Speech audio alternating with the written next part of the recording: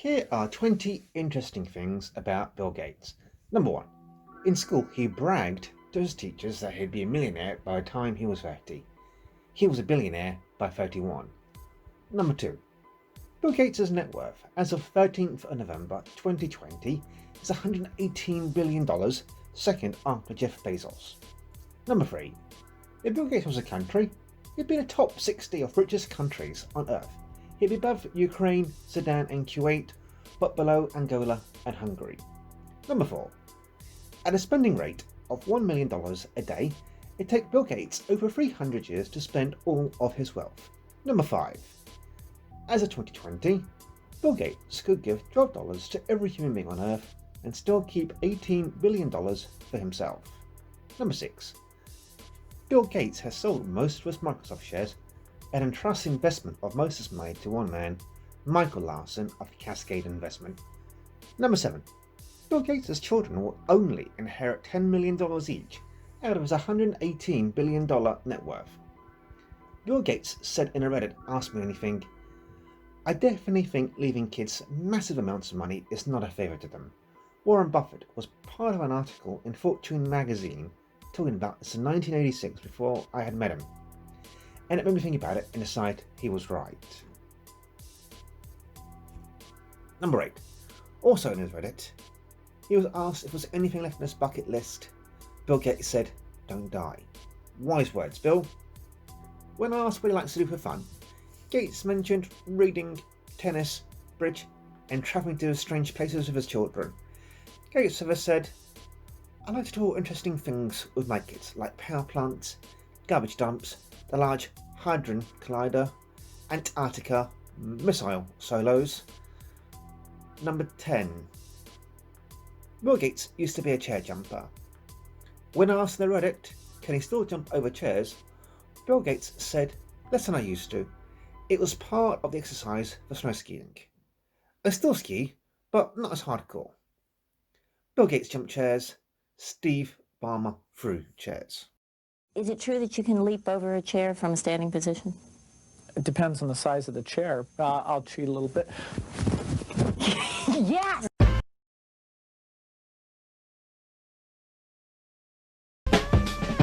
Damn, it feels good to be a gangster.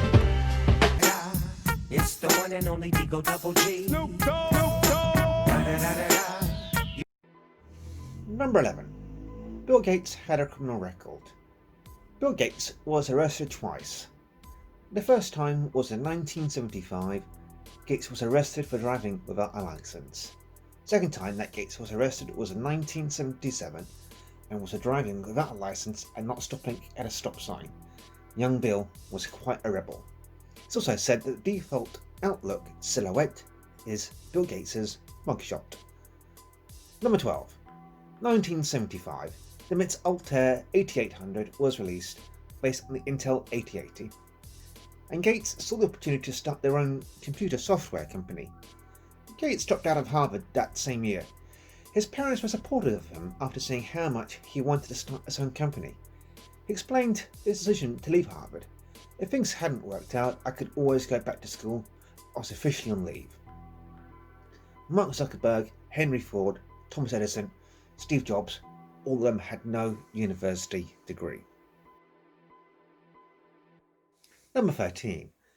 According to Bill Gates, by 2035, there will be almost no poor countries left in the world.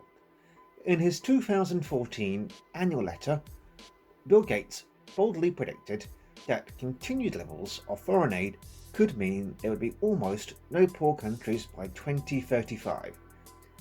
His foundation has since expressed concern over Trump's administration's foreign aid budget, but he believes the maths should still work out. In the letter, Gates defined poverty as the World Bank does, which is a daily budget of just $1.90. There are people in some 35 countries who fit that profile. Almost all countries will be what we now call lower middle income or richer, Gates explained.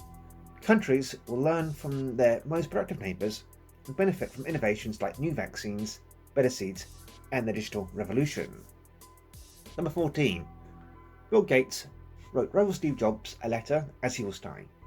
Steve kept it by his bed. I told Steve about how he should feel great about what he had done and the company he had built, said Gates. In a letter, Bill Gates discussed Jobs' children as well. Number 15. During a 2009 TED Talk about malaria, Bill Gates opened a jar full of mosquitoes on stage so the audience would be able to emphasize better. The mosquitoes are male, which were non-blood sucking kind. Number 16.